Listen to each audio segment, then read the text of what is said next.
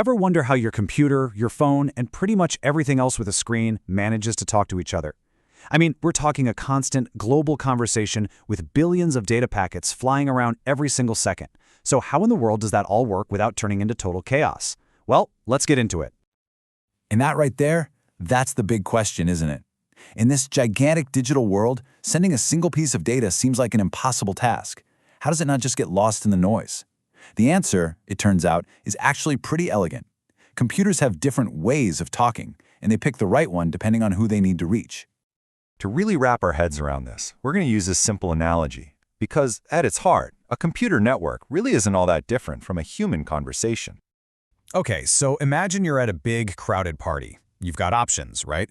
You could whisper a secret to one friend, you could shout an announcement for the whole room to hear, or you could just talk to your specific group of friends. Well, networks do the exact same thing, just with packets of data. How a device talks completely depends on the audience. So let's start with the most common type of network conversation. This is the one you're using literally right now to get this content from a server to your screen. We call this the one-to-one whisper. Back at our party, right? When you want to tell a joke or ask a personal question, you lean in and talk directly to one person. It's private, it's efficient, and you're not bugging anyone else in the room. That is the whole idea behind a unicast message. So, in network terms, the official definition is that unicast, especially in an IPv4 network, is the process of sending a packet from one source computer, we call that a host, to one and only one destination host. Simple as that. And this visual really drives the point home. You see the computer at address 172.16.4.1 sending a packet? Now notice how that switch in the middle, the network hardware, is smart. It knows exactly where to send that packet, and it sends it only to the intended computer, 172.16.4.253. The other devices, they don't even see it. It's basically a direct private line. But, not every conversation is private. What if you need to get a message to absolutely everyone on your network and you need to do it right now? Well, for that, you've got to shout. Think about it. You're back at the party and the pizza just showed up. You're not going to go around whispering that to every single person one by one, are you? No way! You're going to stand up and shout, "Hey, pizza's here!" so everyone hears it at the same time. That's a broadcast. And the technical definition is just as simple. A broadcast is just sending a packet from one computer to all the other computers on the same local network. Nobody gets left out. This shows it perfectly. The source computer sends out just one packet, but look what happens. It goes to every single device connected to that switch. It's really powerful for certain things, but you can probably imagine how this could get pretty noisy and inefficient if it was used all the time. All right, so we've got the private whisper and the public shout. But what about that sweet spot in the middle? What if you want to talk to a specific group of friends at the party, but not the whole room? Well, that's where our third mode comes into play. This is kind of like an inside joke or a team huddle. You're not whispering to just one person, and you're definitely not shouting for everyone.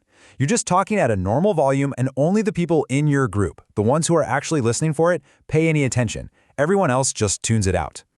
The key word here is selected. Multicast is all about sending a packet from one host to a selected group of other hosts. And here's the important part, they have to have chosen to receive it. It's the most efficient way you can possibly deliver the same piece of data to lots of interested people at once. And this diagram just nails it. The source sends out a single packet, but notice that only 2 of the laptops actually get it. Why? Because they've basically raised their hands and said, "Hey, I'm part of this multicast group, send it to me." The other computer and the server, they're not in the group, so the network is smart enough not to bother them. It's incredibly efficient. So, this little table really puts it all together, doesn't it? You've got unicast, the whisper to one, broadcast, the shout to all, and multicast, the group chat to a select few. Just 3 fundamental ways of talking that make our entire digital world possible. So, okay, why do we even need all 3? Well, it's because the internet you use every single day relies on each one for different, absolutely critical tasks. Let's make this real. Unicast, that's your workhorse. Every time you click a link, browse a website, send an email, that's a one-to-one unicast conversation. Broadcast, that happens when you, say, connect a new phone to your Wi-Fi. The phone basically shouts, "Hello, is there a router out there?" to find its connection. And multicast is the unsung hero of streaming. When thousands of us are watching a live game, the server isn't sending a million separate streams. Nope, it sends one single multicast stream, and the network smartly delivers it only to the people watching. So there you have it, the whisper, the shout, and the group chat. These three pretty simple ideas are the bedrock of how everything on a network communicates.